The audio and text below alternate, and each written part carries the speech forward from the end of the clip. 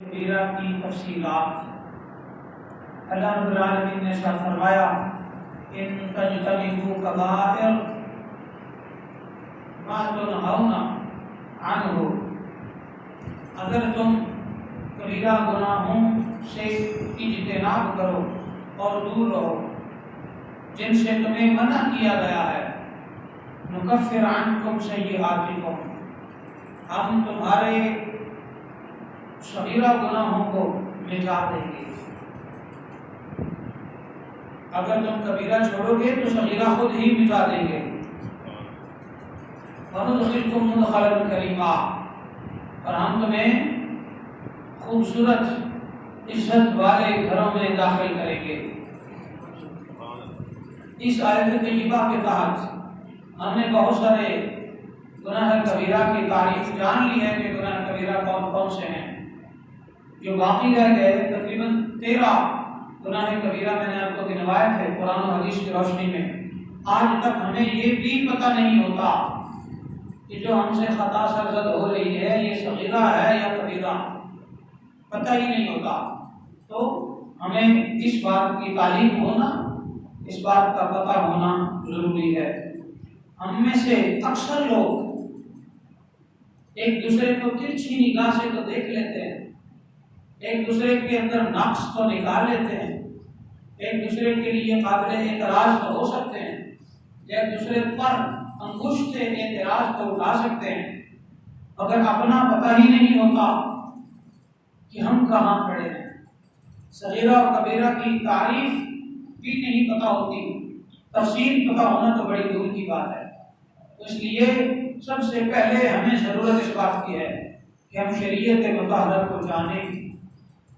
تو میں نے آپ کے سامنے یہ بات رکھی تھی کہ والدین کی نافرمانی کرنا یہ گناہ کبیرہ ہے۔ یہاں تک ہم پہنچے تھے، آئیے آگے چلتے ہیں۔ رسول اللہ صلی اللہ علیہ وآلہ وسلم کی طرف جان بوجھ کر جھوٹی بات منسوب کرنا یہ بھی گناہ کبیرہ ہے۔ جھوٹی بات منسوب کرنے کا مطلب یہ ہے کہ آپ نے کوئی حدیث دیکھی، آپ کے واٹس ایپ پر پہنچی، آپ کے فیس بک پر پہنچی، کوئی ویڈیو دیکھی اور وہ پہنچی اور آپ نے اس کو آگے پھیلا دیا، آپ نے اسے آگے بنا جانے وائرل کر دیا، تو وہ آپ نے گناہ کبیرہ کا ارتکاب کیا۔ اور آپ کو پتہ ہونا چاہیے کہ آقا علیہ السلام کے زمانے کے بعد قریب ہی زمانہ تھا کہ جب یہودیوں نے اور اسلام کے اندر منافقین نے 3 لاکھ حدیثیں، جھوٹی حدیثیں گھڑ کے صحیح حدیثوں میں شامل کر دی تھی۔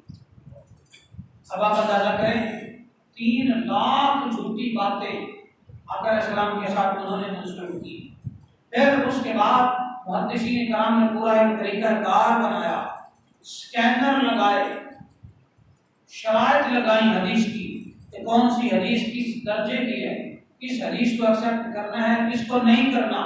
اس کے بعد پھر ہمیں پتہ چلا کہ کون سی حدیث قابل عمل ہے اور کون سی نہیں۔ مگر وہ فتنہ آج بھی موجود ہے، وہ اسی فتنہ کے لوگ آج بھی جھوٹی حدیثیں جو پرانی کتابوں میں موجود ہیں ان کو لکھتے ہیں، لکھ کر پوسٹ کر دیتے ہیں، اور وہ جھوٹی بات آقا علیہ السلام کی طرف منسوب ہوتی ہے اور ہم اسے دیکھ کر وائرل کر دیتے ہیں۔ تو میں آپ کو بتاؤں، جب تک کسی اوتھینٹک پلیٹ فارم کی طرف سے آپ کو روایت نہ پہنچے تب تک اس پر یقین بھی مت کریں اور آگے بھی مت پھیلائیں۔ وہ بات جو آپ کو بھلی لگ رہی ہے، وہ بات جو آپ کو بظاہر اچھی لگ رہی ہے، ہو سکتا ہے وہ اچھی نہ ہو، اس کے پیچھے کوئی سازش ہو۔ میں آپ کو ایک مثال دیتا ہوں۔ مثال یہ ہے کہ اللہ کے سوا کوئی مددگار نہیں۔ نیچے حدیث کا حوالہ دے دیا۔ اچھا، اب یہ اپنی جگہ ایک آیت کا ترجمہ نہیں ہے، یہ اپنی جگہ ایک حدیث کا ترجمہ نہیں ہے، بلکہ یہ وہ بات ہے جو گھڑی ہوئی ہے۔ آپ پریشان ہو جائیں گے، یہ وہ بات ہے جو گھڑی ہوئی ہے، اللہ کے سوا کوئی مددگار نہیں، یہ جملہ ہے، پر اس جملے کے اندر جو زہر گھولا گیا ہے وہ آپ کے ایمانوں کو برباد کر دیتا ہے۔ اس میں ایک لفظ کو چھپا لیا گیا، بات غلط ہو گئی۔ اب میں نے آپ کے سامنے بولا نا کہ اللہ کے سوا کوئی مددگار نہیں، آپ نے کہا نا بے شک، یا آپ نے ٹھیک نہیں کہا۔ آپ کو یہ پتا ہونا چاہیے کہ کون سے جملے پہ کس طرح کا رپلائی دینا ہے۔ اصل جملہ جو ہے حدیث قرآن کا ترجمہ اور حدیث کا ترجمہ وہ یہ ہے کہ اللہ کے سوا کوئی حقیقی مددگار نہیں۔ اصل جملہ حقیقی بیچ میں سے چھپا لیا گیا۔ اب مددگار کیا؟ اگر یہ کہا جائے کہ اللہ کے سوا بالکل ہی مددگار نہیں ہے، یہ جھوٹ ہے، اللہ نے کہیں نہیں کہا۔ اگر ایسی ہی بات ہے تو میری ماں نے مجھے جنم دے کر اتنا بڑا کیا ہے، کیا اس نے میری مدد نہیں کی؟ آپ بیمار ہوتے ہیں، آپ ڈاکٹر کے پاس جاتے ہیں، کیا ڈاکٹر آپ کی مدد نہیں کرتا؟ آپ سکول، کالج، یونیورسٹی، مسجد ہر جگہ جاتے ہیں تو وہاں پر جا کر آپ تعلیم حاصل کرتے ہیں، کیا آپ کی مدد نہیں کی گئی؟ یوں ہی قدم قدم مجھے کچھ بھی چاہیے، مجھے ڈرنک چاہیے، مجھے کچھ کھانے پینے کی چیز چاہیے، سامنے جنرل سٹور ہے، میں وہاں سے جا کر لیتا ہوں، بے شک پیسے دیکھ کر میں لیتا ہوں، پر جب میری ضرورت پوری ہوئی میں نے ان کی مدد پیسوں سے کی، انہوں نے میری مدد چیز سے کی، ہم ایک دوسرے کے مددگار ٹھہرے۔ مدد کرنے کا کنسیپٹ اسلام کے اندر موجود ہے، نہ صرف اسلام، قرآن کے اندر موجود ہے۔ اللہ تعالیٰ نے خود ارشاد فرمایا ہے وَتَعَاوَنُوا عَلَى الْبِرِّ وَالتَّقْوَىٰ، نیکی اور پرہیزگاری اور اچھے کاموں میں ایک دوسرے کے ساتھ تعاون کرو، یہ ہے قرآن۔ تو قرآن کی ایک آیت دوسری آیت کا انکار کیسے کر سکتی ہے؟ ایک طرف یہ ہے کہ ایک دوسرے کی مدد کرو، اور دوسری طرف آپ کے منبر پر بیٹھ کر کوئی مولانا یا کوئی خطیب صاحب، کوئی مبلغ صاحب یہ کہتے ہیں اللہ کے سوا کوئی مددگار نہیں، تو اس کا یہ مطلب نہیں ہے کہ وہ ٹھیک کہہ رہا ہے، اس کا یہ مطلب ہے کہ وہ اسلام کے بہت بڑے نظریے کو ختم کر رہا ہے۔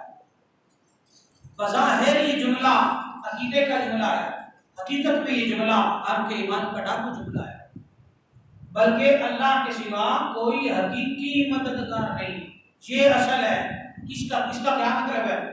اچھا ہے نا، اہدنا الصراط المستقیم، ہم تجھی سے مدد مانگتے ہیں، تو اس کا مطلب یہ نہیں کہ یا اللہ صرف تجھ سے مدد مانگتے ہیں یا تجھی سے مدد مانگتے ہیں، تو اس کا ترجمہ یہ کیا جاتا ہے کہ اللہ کے سوا کوئی مددگار نہیں، حالانکہ یہ تو اس کا ترجمہ نہیں ہے۔ تو حقیقی مددگار کا مطلب میں نے کیوں کہا مددگار دو طرح کے، حقیقی اور مجازی۔ حقیقی معنوں میں ہر حوالے سے، ہر زمانے میں، ہر وقت میں جو بھی مدد آتی ہے، جس کی طرف سے بھی بظاہر آتی ہے، مگر حقیقی معنوں میں مددگار صرف اللہ ہے۔ بے شک اور اللہ کے کرم سے، اللہ کے فضل سے، اللہ کی توفیق سے، اللہ تعالیٰ کی عنایت سے، اللہ تعالیٰ کے اذن سے انسان بھی ایک دوسرے کے مددگار ہیں۔ تو اس لیے اللہ کے سوا کوئی مددگار نہیں، یہ جملہ غلط ہے، اسلام کے خلاف ہے، یہ گھڑا ہے یہودیوں نے تاکہ یہ نبیوں سے، ولیوں سے، اولیاء اللہ سے، نیک لوگوں کے ساتھ ان کے پاس آنا جانا چھوڑ دیں۔ اس لیے یہ جملہ اولیاء اللہ اور انبیاء کے خلاف بہت بڑی سازش ہے۔ جب آپ کے دل میں نبی کا اور ولی کا ادب ہی نہیں رہے گا، آپ کریں گے کیا؟ دین کہاں سے لیں گے؟ تو آپ اندازہ کریں کس لیول تک ڈاکے ڈالے ہوئے ہیں، اور ہمارے بڑے بڑے لوگ اس طرح کی جملہ بازی کرتے ہیں، بولتے ہیں، دھڑلے سے بولتے ہیں، اور اندر جہالت چھپی ہوئی ہوتی ہے۔ اسی طرح ایک اور جملہ میں آپ کو بتا دوں، بات لمبی نہ ہو جائے، ورنہ تو بہت ساری ایسی باتیں ہیں، بہت ساری۔ فار ایگزامپل، اللہ کے سوا کوئی غیبدان نہیں، یہ بڑے جذبے سے ہمارے خطیب بہت سارے بولتے ہیں، بڑے نمے حاجی وہ بھی بولتے ہیں، نمے نمازی اور صوفی وہ بھی بولتے ہیں، نئے نئے تبلیغی وہ بھی بولتے ہیں یہ جملہ غلط ہے، کیونکہ اللہ نے قرآن میں کہا، انہیں کہا نا کہ اللہ کے سوا کوئی غیب کی باتیں نہیں جانتا. یہ کہاں لکھا ہوا ہے؟ کہیں نہیں لکھا ہوا، پورے قرآن میں کہیں نہیں لکھا ہوا، حدیث میں بھی کہیں نہیں لکھا ہوا. آپ اندازہ کریں قرآن میں کیا ہے. یوں میں سناتا ہوں آیت قرآن کی، عالم الغیب فلا یظہر علی غیبہ احدا. اللہ تمام غیب کے علوم جاننے والا ہے، وہ کسی ایک پر بھی غیب کی باتیں ظاہر نہیں کرتا. الا من ارتضی من رسول، مگر رسولوں میں سے جس پر راضی ہوتا ہے، جسے چاہتا ہے اسے غیب کی باتیں بتاتا ہے. اور اگر آپ کو کوئی یہ کہ اللہ کے سوا کوئی غیب نہیں جانتا، یہ جھوٹ ہے. بھائی آدھی بات کر رہے ہو، پوری بات کرو. یہ آدھی آیت کا ترجمہ پیش کر کے آپ نے اسلام کا کانسیپٹ خراب کر دیا ہے. یہ کوئی تبلیغ نہیں ہے.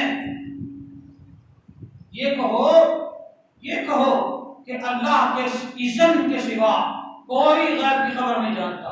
اذن کیوں بیچ میں سے نکال دیا ہے؟ الا من ارتضی، اذن بیچ میں کیوں نکال دیا ہے؟ اور اگر اس طرح کی بات کرو کہتے ہیں نبی ولی کو خدا کے ساتھ نعوذ باللہ ملا دیا. ارے بھائی یہ کون سا ملانا ہے؟ یہ تو قرآن کے اندر ترجمہ ہے. آپ اندازہ کر لیں اس حد تک ہمارے ہاں مسلک پرستی کو پروموٹ کیا گیا ہے.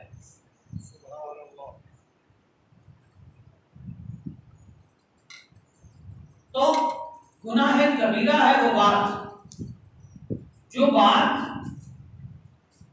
حدیث صحیح نہ ہو اور اسے آگے آپ پھیلا دیں، یہ گناہ کبیرہ میں آتی ہے. اکثر لوگ کہتے ہیں کسی کا عمل بالکل کسی کو نہیں پہنچتا، کوئی اللہ کے سامنے شفاعت کرنے والا نہیں ہوگا. یہ بھی بولتے ہیں جذباتی ہوگا. یہ کہاں لکھا ہے؟ کہیں بھی نہیں. بڑی حیران کن بات ہے. آپ کا تو مولانا خیر ہے، آج تو آپ بڑے بڑے حقائق بیان کر رہے ہیں. یقیناً اللہ نے آیت الکرسی میں ارشاد فرمایا من ذا الذی یشفع عنده، کون ہے وہ جو اللہ کے سامنے شفاعت کر سکے، کون ہے وہ جو اللہ کے سامنے سفارش کر سکے. یہ آیت کا ترجمہ ہے. مگر اسی آیت کا اگلا جملہ یہ ہے الا باذنہ، سبحان اللہ، سوائے اس کے اذن کے. مگر جس کو اس کا اذن اور اجازت ہوگی وہ شفاعت کریں گے، وہ سفارش کریں گے. اب خیانت اور بددیانتی کرتے ہوئے قرآن کی یہ پوری آیت ہے، آیت الکرسی پوری آیت ہے، اس آیت کا آخری جز اس کے اندر اللہ کے مقابلے میں جو لوگ غیر جھوٹے خدا ہیں ان لوگوں کی تردید کی گئی ہے، اور اللہ کے نبیوں، اللہ کے ولیوں، نیک حاجیوں، حافظ قرآن، عالم دین، اولیاء اللہ، ان کے اذن کی بات کی گئی ہے. اور یہ اسلام کا پورا نظریہ ہے. اور اگر کوئی من ذا الذی یشفع عنده جو صرف اتنا پڑھ کر آپ کو بیان کرتا ہے پرلے درجے کا دجال ہے، کذاب ہے، وہ جھوٹا ہے، منبر پر بیٹھ کر جھوٹ بولتا ہے کہ اللہ کے سوا اللہ کے سامنے کوئی سوال نہیں کر سکتا، اللہ کے سامنے کسی کی ضرورت نہیں ہے، اللہ تعالیٰ کے سامنے کوئی کسی طرح کی بات نہیں کر سکتا. تمہیں کس نے کہا ہے؟ کس نے یہ بات کی ہے؟ وہ کہتا ہے من ذا الذی یشفع. بالکل اس آیت کا ترجمہ بددیانت تو چھپا کے آ گیا ہے. اللہ باذنہ ہی بیان کیوں نہیں کیا؟ اللہ باذنہ ہی کے اندر پورے اسلام کا کانسیپٹ ہے، اور اس کے پیچھے سینکڑوں حدیثیں ہیں، بخاری، مسلم اور دیگر حدیث کی کتابوں کے اندر. وہ ان سب کا انکار کر رہا ہے. حدیث شفاعت کا انکار ہے، نبیوں کی شفاعت کا انکار ہے، ولیوں کی شفاعت کا انکار ہے، حافظوں کی شفاعت کا انکار ہے، حاجیوں کی شفاعت کا انکار ہے، شہیدوں کی شفاعت کا انکار ہو جاتا ہے، چھوٹے بچوں کی شفاعت کا انکار ہو جاتا ہے. اور ہم سمجھ رہے ہیں واہ واہ واہ کیا توحید بیان ہو رہی ہے. حالانکہ یہ توحید نہیں، یہ ڈاکہ ہے. اس طرح 3 لاکھ سے زیادہ جھوٹی باتیں گھڑ کے آقا علیہ السلام کے ساتھ منسوب کی گئی اس زمانے میں، جو تب سے لے کر آج تک چلی ہوئی ہیں. لہذا جب بھی آپ سوشل میڈیا پر کوئی بات کریں آپ تک کوئی پوسٹ پہنچے، آپ تک کوئی حدیث پہنچے، بنا تحقیق کے مت آگے شیئر کریں۔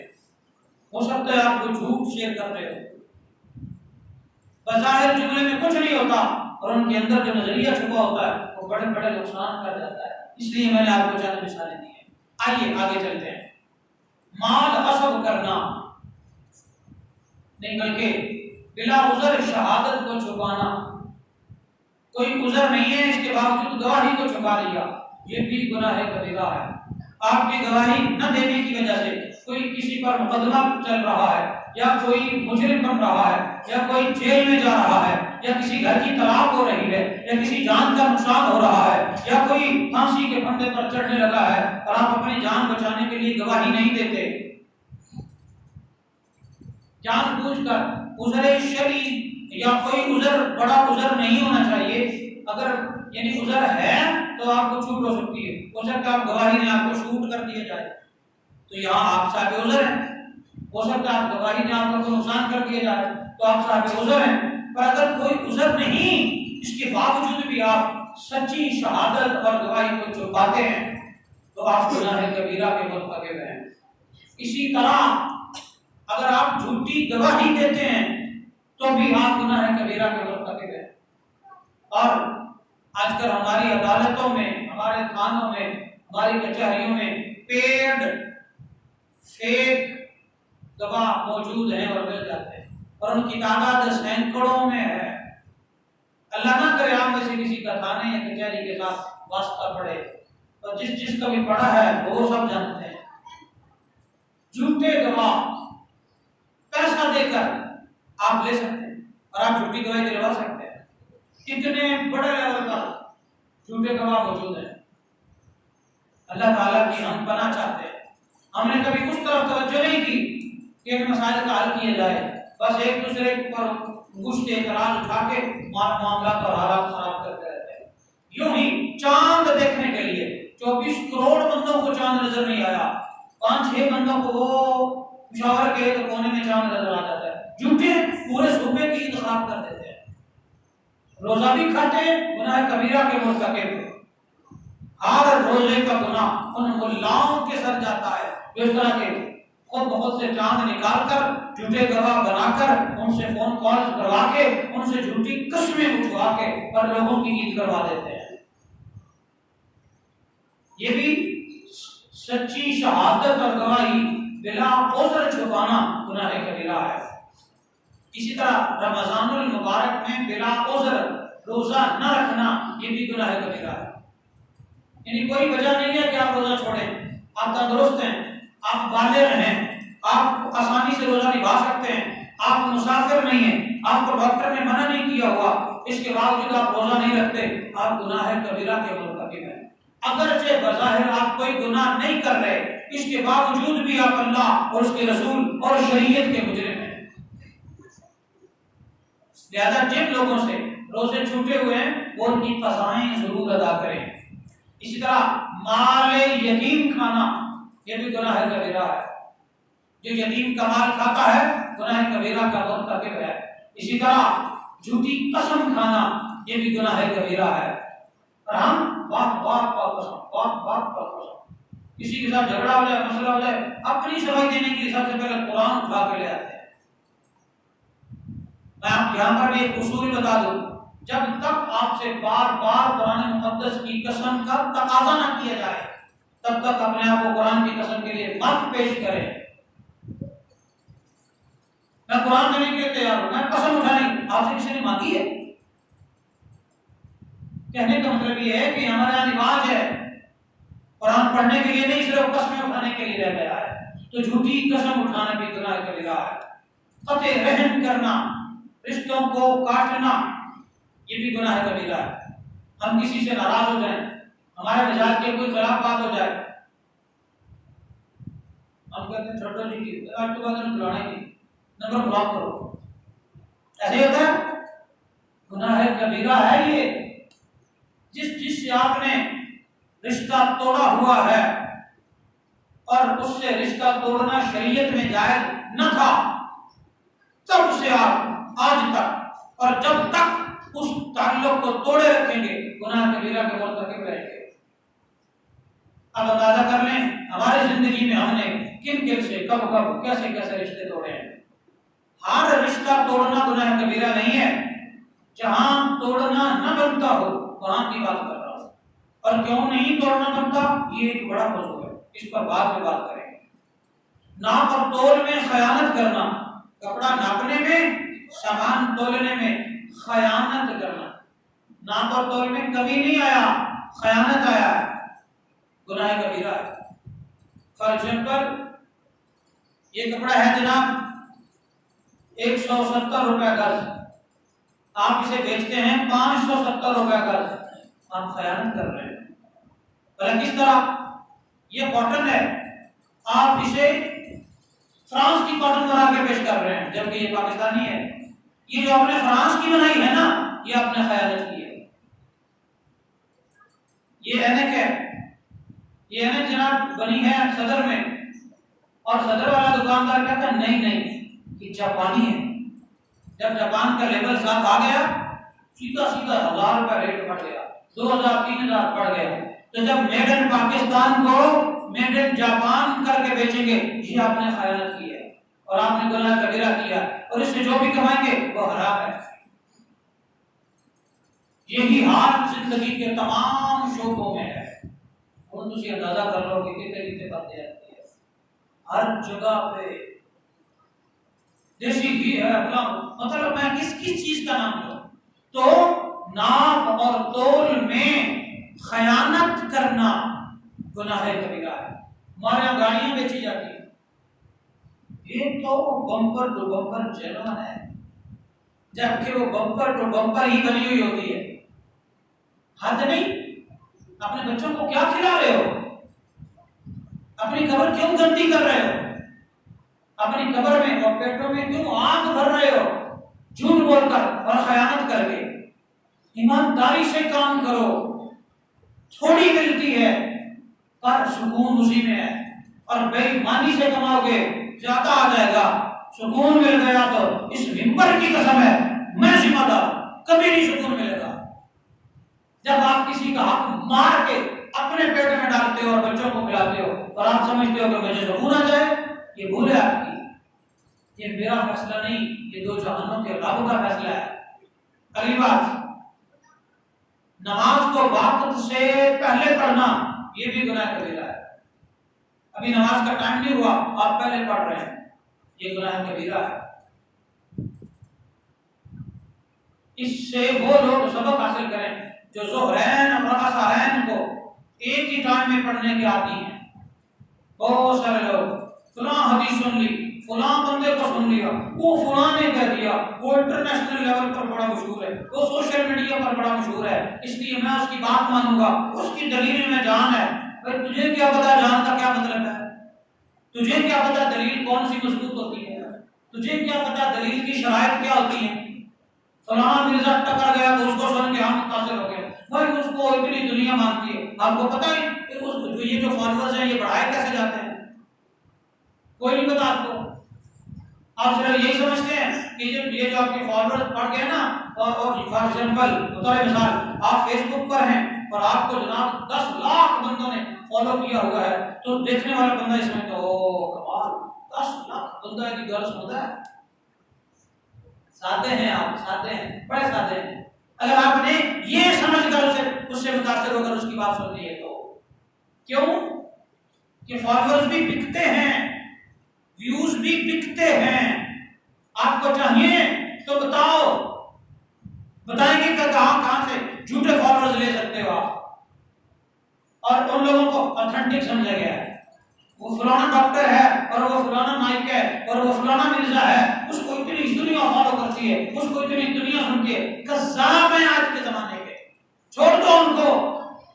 اگر اس طرح کے جھوٹے لوگوں نے ہی دین پھیلانا ہوا تو یہ جو اتنی درسگاہیں بھری ہوئی ہیں، یہ جو لاکھوں مساجد ہیں جو ان میں درس دیے جاتے ہیں، کیا وہ غلط ہے؟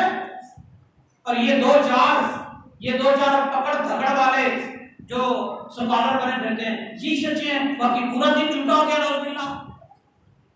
اس لیے ان سوشل میڈیائی مفکرین کو ہڈیان لگا دو. جو سچا ہے، جو سچا ہے عقیدے کے لحاظ سے، استادوں کے لحاظ سے، علم کے لحاظ سے، اس کی بات سنو. تو نماز کو وقت سے پہلے کہتے فلاں حدیث میں ہے میں تو رفع دین کروں گا. اچھا سنی تو کبھی بھی نہیں کرتے، یہ سارے پاگل ہیں، میں تو کروں گا. ہمارے سنیوں کے دماغ خراب ہو گئے. اثر زور کی نماز کو اثر کی نماز کو ملا کے پڑھ رہے ہیں، کیونکہ وہ فلاں علی کرنے والا جیسا کرتا ہے، میں نے کر لیا تو کیا ہو گیا. وہ نمازیں برباد کر رہا ہے اور آپ بھی کریں گے، کیا ہو گیا. تو اس لیے نماز کو وقت سے پہلے پڑھنا، صرف یہ نہیں کہ نماز ہوتی نہیں، یہ کرنا بھی گناہ کبیرہ ہے. کیونکہ قرآن میں اللہ نے فرمایا ان الصلاۃ کانت علی المؤمنین کتابا موقوتا، نماز اپنے وقت پر فرض کی گئی ہے، وقت سے پہلے پڑھو گے گناہ کبیرہ کرو گے. اسی طرح بلا عذر نماز کو قضا کرنا یہ بھی گناہ کبیرہ ہے. ہم بلا عذر چھوڑ دیتے ہیں، مہمان آ گیا چھوڑ دی، راستے میں چلیے چھوڑ دی، کوئی گاہک آ گیا چھوڑ دی. نہیں، آپ کو لیٹ کرنے کی اجازت ہے، وقت گزر جائے تو آپ گناہ کبیرہ کے مرتکب ہیں. ہمارے ہاں جو لوگ ہیں وہ نماز پر ٹھیک کرتے ہیں، اسی کڑے نیک لوگ ہیں، اسی گناہگار بندے ہیں، اسی دنیا دار بندے ہیں، اسی جناب اسی بس اس طرح کی یہ اسی نہیں چلتا. جب آپ نے کلمہ پڑھ لیا تو 5 وقت کی نماز آپ پر فرض ہے. چاہے آپ کلین شیو ہیں، چاہے آپ پینٹ شرٹ پہنتے ہیں، چاہے آپ صوفی صاحب ہیں، چاہے آپ ناطقہ ہیں، چاہے آپ علامہ صاحب ہیں، چاہے آپ پیر صاحب ہیں، آپ جو بھی ہیں، چاہے آپ گناہ گار ہیں، پرلے درجے کے خدا نخواستہ گناہ گار ہیں، یا پھر پرلے اچھے درجے کے آپ نیک ہیں، سب پر نماز فرض ہے. اس لیے نماز مت چھوڑا کریں. اگر آپ گناہ نہیں کرتے، یعنی کوئی برائی نہیں کرتے، اور آپ پھر بھی نماز چھوڑ رہے ہیں، تو آپ یہ مت سمجھنا کہ میں نے کوئی گناہ نہیں کیا. اگر آپ نے ایک دن کی 5 نمازیں چھوڑ دی، آپ نے ایک دن میں 5 کبیرہ گناہ کر لیے. کبیرہ گناہ کیا؟ زنا، شراب، قتل، ڈاکہ زنی، یہ کبیرہ گناہ ہے. تو اسی طرح نماز چھوڑنا بھی کبیرہ گناہ ہے.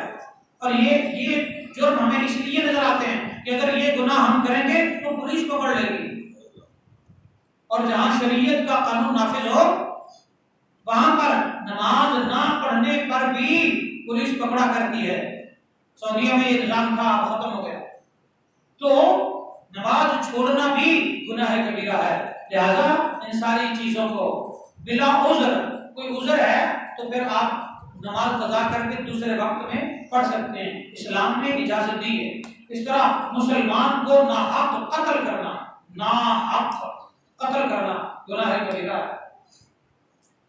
یہ میں کل خبر پڑھ رہا تھا، پراپرٹی ڈیلر ہے، اس نے 2 لوگوں نے مل کر سودا کیا، یہ بحریہ کام راولپنڈی میں جان بوجھ کے بتا رہا ہوں، پنڈی والوں کیا ہو گیا، ایک نہیں 1 مہینے میں 13-14 قتل کر دیے بلا وجہ. چلیے حیا کرو. ہوا یہ ہے سودا کیا ایک مکان کا، اور اس نے 25,000 روپے کمیشن نہیں دیا اسے. اتنا 25,000. بحریہ کے مکانوں کا سودا کروڑوں میں ہوتا ہے، لاکھوں میں تو ہوتا ہی نہیں. تو کمیشن کتنا تھا؟ 25,000 نہیں دیا. اور اس نے رولا ڈالا، اس نے کہا 25,000 تو نہیں دیا. اس نے کہا چلو بات آئی کی کر دی، دونوں میں صلح ہو گئی.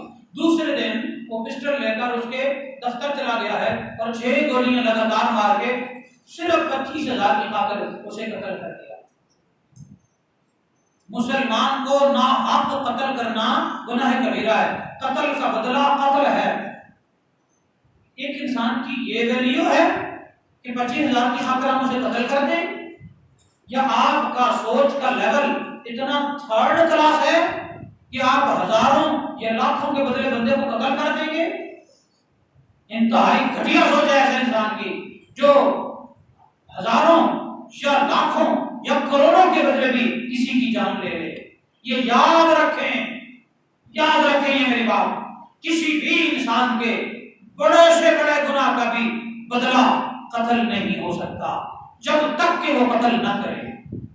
قتل کا بدلہ قتل ہوتا ہے، یا پھر گستاخ کا بدلہ قتل ہوتا ہے. کسی کو مت قتل کیا کرو، کسی کی جان کے درپے مت ہوا کرو. کسی کی جان کے پیچھے مت پڑا کرو.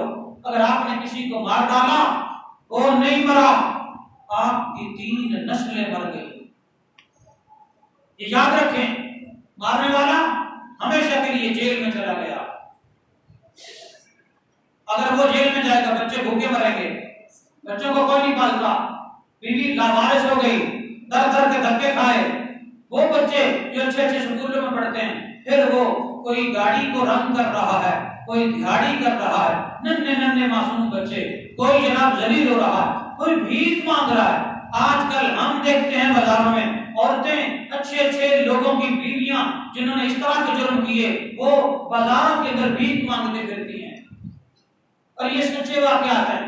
بازاروں میں بھیکاری، صرف آپ کو پیشہ ور بھیکاری نہیں ملتے، بازاروں کے اندر وہ اچھے خاندانوں کی عورتیں اور بچے بھی آپ کو بھیکاری ملتے ہیں جن کے پیچھے یہ سٹوریاں ہیں. تو کدھر گئی آپ کی آکڑ، آپ کی غیرت کہاں گئی کہ آپ کی وجہ سے آپ کی بیوی، آپ کی عزت بازاروں میں گلیوں میں رول رہی ہے، آپ کے بچے گلیوں بازاروں میں رول رہے ہیں، اور آپ کی غیرت جاگی تھی اور آپ نے اگلے کو مار دیا.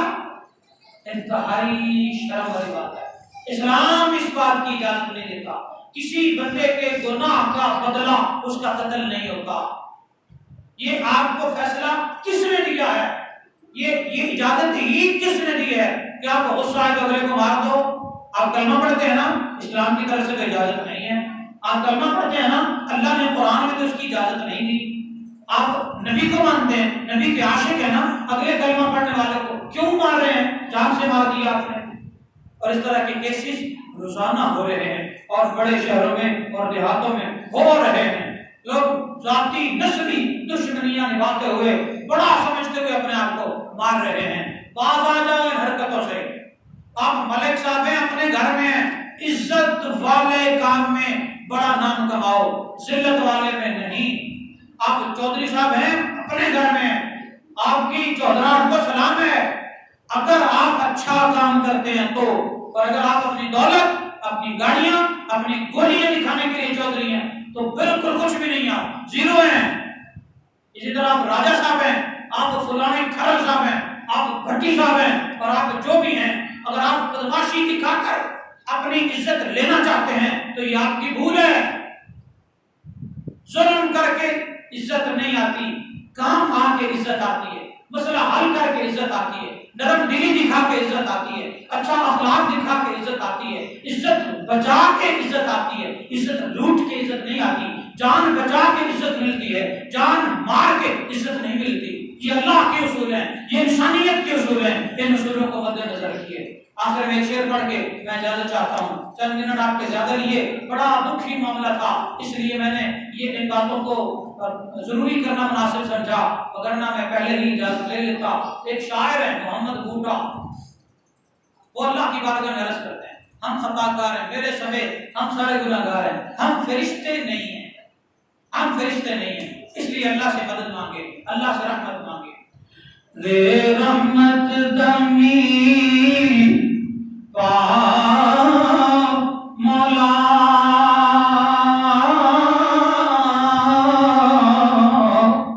دیکھتی ہرس امید دی تری کر دے. یہ دعا ہے، آپ بھی مانگیے گا. رے رحمت دمی پا مولا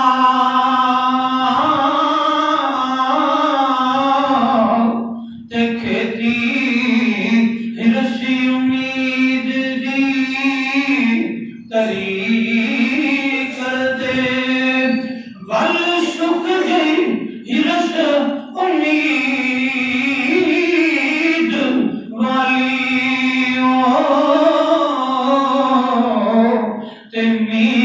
رحمت پا کے تری کر دے. یہ 70 روپے پیٹرول کم کرنے والے 236 پہ لگے ہیں اور اب 300 پہ جانے والا ہے. دعا مانگو اپنے ملک کے لیے، پتہ نہیں ہم کہاں چلے گئے. اس لیے دعا مانگو کہ اللہ تعالیٰ یہ رحمت کا کوئی نیند ڈالے، اللہ نیند ڈالے. تو ول سکھ گئی، دن بدن سوکھتی جا رہی ہے نا. ول سک گئی ہرس امید والی تیری رحمت دا پاکے ہری کر دے نیکی نہیں